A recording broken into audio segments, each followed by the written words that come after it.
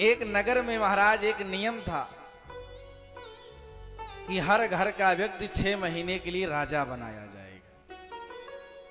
वहां ये नियम था, हर घर का व्यक्ति 6 महीने के लिए राजा बनाया जाता।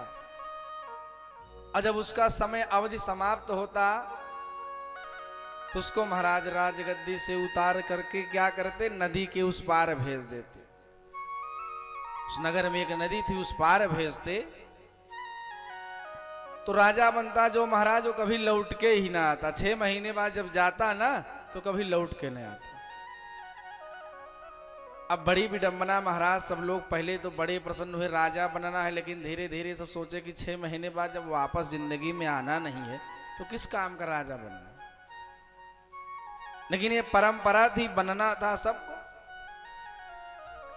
धीरे धीरे परंपरा चली आ रही थी। एक बार एक सज्जन व्यक्ति का नंबर लगा। जब सज्जन व्यक्ति का नंबर लगा तो सोचा राजगद्दी पर बैठूंगा तो ठीक है, लेकिन जरा पता लगाएं कि नदी के उस पार है क्या। जितने राजा आज तक गए वापस लौट करके नहीं है। जब वह सज्जन व्यक्ति महाराज बैठा तो तुरंत अपने सैनिकों को आदेश दिया। भाई राजा बन गया था, सैनिक आदेश का पालन करने के लिए तैयार थे। सैनिकों को आदेश दिया कि जाओ और नदी के उस पार देख कर के आओ, क्या है जो आज तक जितने राजा हुए कोई लौट के ही नहीं आए। सैनिक आदेश पाए राजा का।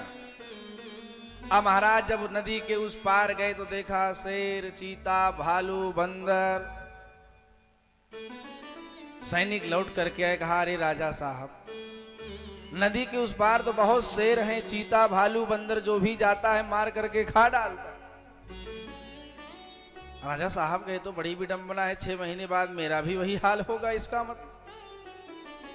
राजा ने आदेश दिया कि जाओ नदी के उस पार जो कुछ भी है सबके मार के भगा दो।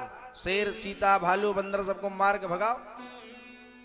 सारे सैनिक आए महाराज, नदी के उस पार वन को साफ किया, शेर, चीता, भालू, बंदर जितने थे सबको भगाया। राजा ने आदेश दिया कि जाओ वहां एक महल का निर्माण करो।